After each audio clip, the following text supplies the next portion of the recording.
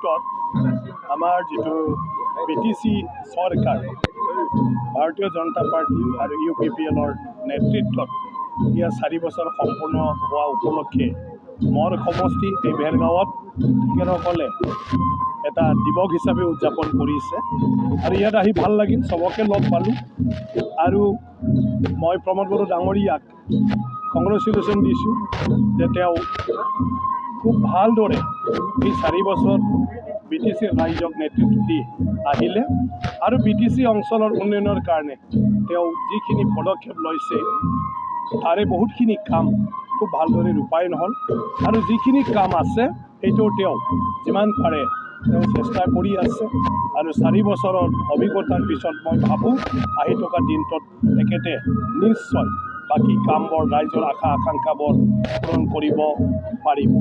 গতিকে সেয়া এটা মানে ৰাজনীতিক ব্যক্তিৰ কাৰণে বা ৰাজনীতি কৰা লোকসকলৰ কাৰণে এটা গৌৰৱৰ কথা যে সুস্থিৰতাৰ মাজেদি আপোনাৰ যে দায়িত্ব ৰাইজে দিছে সেই হিচাপে এটা চৰকাৰৰ দায়িত্ব লোৱাৰ পিছত 4 বছৰ সম্পূৰ্ণ কৰাটো এটা দীঘলীয়া দিন মানে চৰকাৰ চলোৱাটো।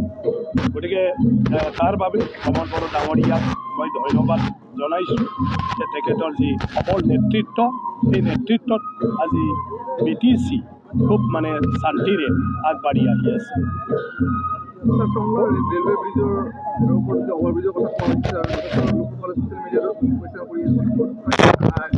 ৰাস্তাটো আমাৰ অলৰেডি আছাম মালাত হৈ গ'ল ৰাস্তাটো, এতিয়া ইয়াৰ অভাৰ ব্ৰিজটোৰ কাৰণে মানে যিটো কিবা কৰিব কি কয় ছাৰ্ভে কৰিব, ইয়াত বহুতো সমস্যা আছে যিটো কথা লৈ পেলাই ৰাইজেও কিছুমান কথা কৈ আছে। এতিয়া টেকনিকেল কথাটোও চাব লাগিব, এটাতো হ'ল ব্ৰিজটোও লাগিব, এটাতো হ'ল ৰাইজৰো বেছি ক্ষতি হ'ব নালাগিব। BTR চৰকাৰ যি মিত্ৰজোঁটৰ চৰকাৰ UPPL আৰু BJPৰ 4টা বছৰ সম্পূৰ্ণ হৈছে। 2020 চনৰ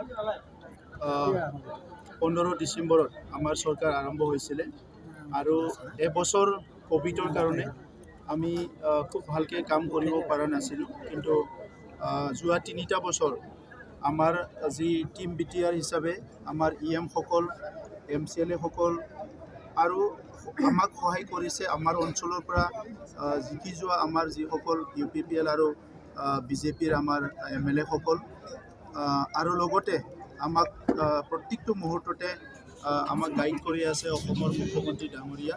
গতিকে আমাৰ টিমত আমি তেখেতকো আমাৰ গাইড হিচাপে আমি যি আমাৰ টিমটো যোৱা 3টা বছৰত আমি খুব মানে ভালকৈ খুব এফেক্টিভলি আমি কাম কৰিছোঁ আৰু 2020 চনত যি সপোন লৈ বড়োলেণ্ড অঞ্চলৰ ৰাইজে আমাক ভোট দিছিলে, চৰকাৰত আনিছিলে, সেই সপোনবিলাক আজি বাস্তৱত ৰূপায়ণ হোৱা কথাবিলাক আমাক ৰাইজে জনাইছে আৰু সেই সময়ত যিখিনি অনিশ্চয়তা আছিলে আজি সেইটো নিশ্চয়তালৈ আহিছে। সেই সময়ত যিটো ইনচিকিউৰিটি আছিলে, মানুহৰ নিৰাপত্তাহীনতা আছিলে, সেইটো আজি নিৰাপত্তা চবেই পাবলৈ সক্ষম হৈছে। সেই সময়ৰ যিটো অশান্তি আৰু হিংসাৰ এটা পৰিৱেশ আছিলে সেইটো আজি সম্পূৰ্ণভাৱে শান্তিলৈ ৰূপান্তৰ হ'ল।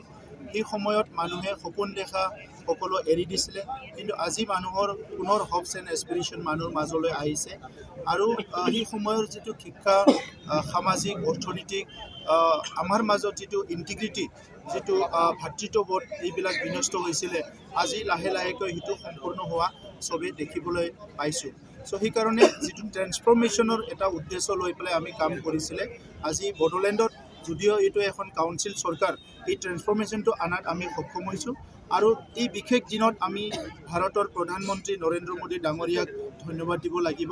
2020 চনৰ যিটো শান্তি চুক্তি হ'ল বড়োলেণ্ডৰ আমাৰ বিভিন্ন সংগ্ৰামীসকলৰ লগত, এই শান্তি চুক্তিটো ভাৰতবৰ্ষতে এটা উল্লেখ ল'বলগীয়া শান্তি চুক্তি বুলি আজি প্ৰধানমন্ত্ৰী ডাঙৰীয়াও কৈছে, কাৰণ বহুত শান্তি চুক্তি হৈছে, ক'ৰবাত সফল হোৱা দেখা নাই, কিন্তু আমাৰ ইয়াত শান্তি চুক্তি হোৱাৰ পিছত 100% সফল হোৱা আজি দেখিবলৈ পাইছে। আৰু ইয়াৰ লগতে ভাৰতৰ গৃহমন্ত্ৰী অমিত শ্বাহ ডাঙৰীয়াক আমি ধন্যবাদ দিব লাগিব। শান্তি চুক্তিত উপস্থিত থকাৰ লগতে আমাৰ এই 4টা বছৰত বিভিন্ন সময়ত আমাৰ বড়োলেণ্ডলৈ আহিছে আৰু দিল্লীলৈও আমাক বিভিন্ন সময়ত লগ কৰিবলৈ তেখেতে সুযোগ দিছে। বিটিআৰ চুক্তি ৰূপায়ণ কৰাৰ লগতে আমাৰ বিভিন্ন জ্বলন্ত সমস্যাবিলাক সমাধান কৰাত তেখেতে সহায় কৰিছে। আৰু বৰ্তমানৰ অসমৰ মুখ্যমন্ত্ৰী তাহানিৰ cabinet minister doctor Himanta Biswa Sarma ডাঙৰীয়াক ধন্যবাদ দিব লাগিব। তেখেতৰ দীঘলীয়া এটা ৰাজনীতিক উপলব্ধি আৰু বিভিন্ন জাতি জনগোষ্ঠীৰ সমস্যাবোৰক তেখেতে যিমান ভালকৈ বুজি পায়, তেখেতৰ এই গোটেই উপলব্ধিৰ কাৰণে 2020 চনৰ শান্তি চুক্তিত তেখেতে আগৰণুৱা ভূমিকা লৈছে আৰু ইয়াৰ পিছত আমাৰ চৰকাৰ গঠন কৰাত সকলো দিশতে তেখেতে সহায় কৰাৰ লগতে আজিও আমাৰ বিটিআৰ অঞ্চলৰ 35 লক্ষ জনসাধাৰণক কেনেকৈ আগুৱাই লৈ যাম আমাক প্ৰত্যেকটো মুহূৰ্ততে গাইড কৰি আছে। মই আজি আমাৰ চৰকাৰৰ এই 4টা বছৰ সম্পূৰ্ণ হোৱাত বডোফা উপেন্দ্ৰনাথ ব্ৰহ্মলৈ মই শ্ৰদ্ধা জনাইছোঁ। তেখেতে এই অঞ্চলক লৈ পেলাই এটা সপোন দেখিছিল, এটা শান্তিৰ বড়োলেণ্ড গঢ়া, এটা উন্নত বড়োলেণ্ড গঢ়া আৰু সকলো জাতি জনগোষ্ঠীক লৈ পেলাই যিটো তেখেতে কৈছিলে লিভ এণ্ড লেট লিভ, এটা ডাঙৰ এটা মটো লৈ পেলাই আগবাঢ়ি যোৱাৰ এটা সপোন দেখিছিলে। আজি সেইটো বাস্তৱত ৰূপায়ণ হোৱা এটা পদক্ষেপত আমি আগবাঢ়ি আছোঁ। আৰু লগতে বড়োলেণ্ড সংগ্ৰামৰ যিসকল শ্বহীদ, যিসকলে তেখেতসকলে আমাৰ কাৰণে এই 35 লক্ষ জনসাধাৰণৰ বৰ্তমান আৰু ভৱিষ্যতৰ কাৰণে প্ৰাণ আহুতি দিলে, মই তেখেতসকললৈ শ্ৰদ্ধাঞ্জলি জনাইছোঁ। আজি পুনৰ ক'বলৈ বিচাৰিছোঁ, 35 লাখ বড়োলেণ্ডৰ যি জনসাধাৰণ আছে, ইয়াত বিভিন্ন জাতি জনগোষ্ঠী আছে। এই জাতি জনগোষ্ঠীয়ে বৃহত্তৰ ভাৰত দেশ আজিৰ সময়ত য'ত প্ৰায় আমাৰ জনসংখ্যা 150 কোটি হ'বলৈ গৈ আছে, এনেকুৱা সময়ত বড়োলেণ্ড অঞ্চলত বসবাস কৰা ক্ষুদ্ৰ ক্ষুদ্ৰ জনগোষ্ঠীবোৰে বহুত সময় সংগ্ৰাম কৰিছে। ভাষাৰ অধিকাৰৰ কাৰণে, নিজৰ সামাজিক ন্যায়ৰ কাৰণে, ভূমিৰ অধিকাৰৰ কাৰণে, বিভিন্ন অধিকাৰৰ কাৰণে সংগ্ৰাম কৰিছে। আৰু আমি স্বাধীনতাৰ 78 বছৰত আজি ক'বলৈ পাই গৌৰৱ অনুভৱ কৰিছোঁ যে স্বাধীনতাৰ 78 বছৰত যিসকল জাতি জনগোষ্ঠীয়ে ভূমি আৰু বিভিন্ন সমস্যাৰ কাৰণে সদায় মাত মাতিব লগা হৈছিলে, সংগ্ৰাম কৰিব লগা হৈছিলে, এই সমস্যাবিলাক আজি সমাধান কৰিবলৈ আমি সক্ষম হৈছোঁ।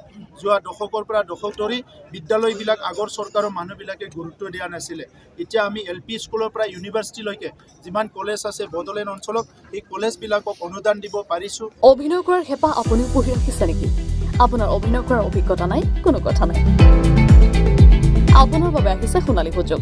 29 ছেপ্টেম্বৰত দিনৰ 9 বজাৰ পৰা নিশা 8 বজালৈ বলিউড তথা হলিউডৰ চিনেমাৰ বাবে অডিশ্যন হ'বলৈ গৈ আছে গুৱাহাটীৰ কাহিলীপাৰাস্থিত জ্যোতি চিত্ৰবনত।